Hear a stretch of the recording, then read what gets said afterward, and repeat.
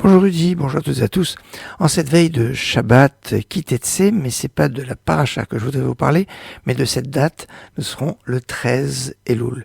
13 Elul, c'est le jour de la Hilula du Ben Ishraï. Ben Ishraï, c'est le nom du livre de Rav Yosef Chaim de Bagdad.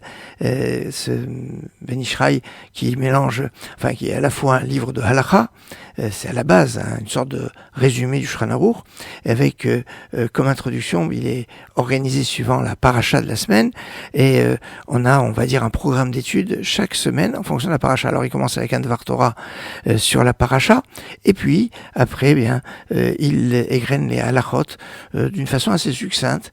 C'est un résumé de halakha, et ce qu'on appelle le Ben Ishraï, qui est écrit donc par Rabbi Yosef Chaim de Bagdad, qui est né en 1835 et qui est niftar en 1909.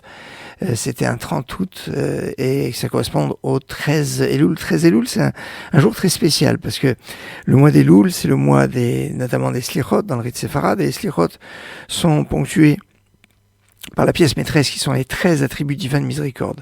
Et ces 13 attributs divins de miséricorde, c'est fondamental.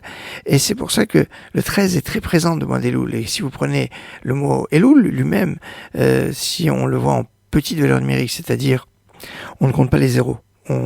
Donc c'est la même valeur numérique des gematria classiques, sauf que au lieu de 30, par exemple, on aura 3. Au lieu de 300, on aura 3 aussi. On ne compte pas les zéros.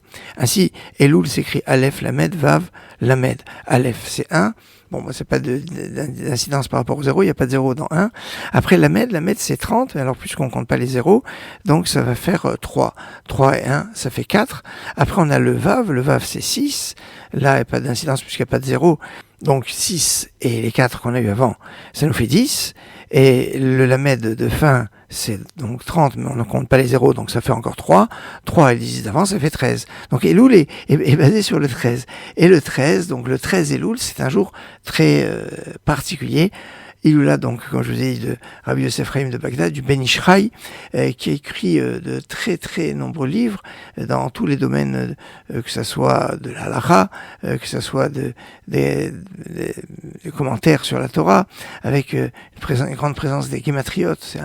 C'est le prince des gematriot, le Ben Ishraï, et ces livres sont vraiment, que ça soit dans le domaine des drashot, de la halakha, la Kabbale, il est d'un génie extraordinaire. Il écrit aussi sur la Mishnah, le Talmud, le Ben Yehoyada, commentaire sur les Agadot du Talmud, le Ben Yahu, aussi commentaire sur les Agadot, sur les parties non halachiques du Talmud, et puis Birkat Avot sur les Masechet Avot, sur les traités des maximes, Chasdei Avot, commentaire sur les maximes de nos pères, Mosif Chaim, qui est un commentaire sur les Mishnayot, et puis commentaire aussi sur le Tanakh, sur la Bible, comme Even Shlomo, qui est en fait un commentaire sur le Cantique des Cantiques, Emma Meller, un commentaire sur la Megillat Ruth, livre de Ruth, Divrei Chaim, sur la Megillat Kohelet, l'Ecclésiaste, Chaim Ve'Shalom, c'est sur les psaumes, les Tehillim, Nechamat Sion, c'est sur les lamentations de Jérémie, et Keren Yeshua, c'est sur la Megillat Esther. Je ne vais pas vous égrener tout l'ensemble de ces 50 livres à peu près. Et puis alors, il a écrit 200 poèmes liturgiques qui sont magnifiques. L'un des plus connus est celui qu'il a écrit sur Rabbi Shimon Bar Yochai en l'honneur de Lag BaOmer, qui commence avec Va'amartem Kol Echai. C'est Rabbi Yosef Chaim de Bagdad, dont la Hilula sera ce Shabbat. Je vous donne rendez-vous tout à l'heure à 10h32 pour réfléchir sur la paracha, sur la sainteté dans la paracha, de mitzvot, qui nous sanctifie, qui nous rapproche d'Hachem, et donc de tous ces éléments tout à l'heure, en 10h32. Pour l'heure, je vous souhaite Shabbat Shalom, Shabbat Shalom u'mevorach.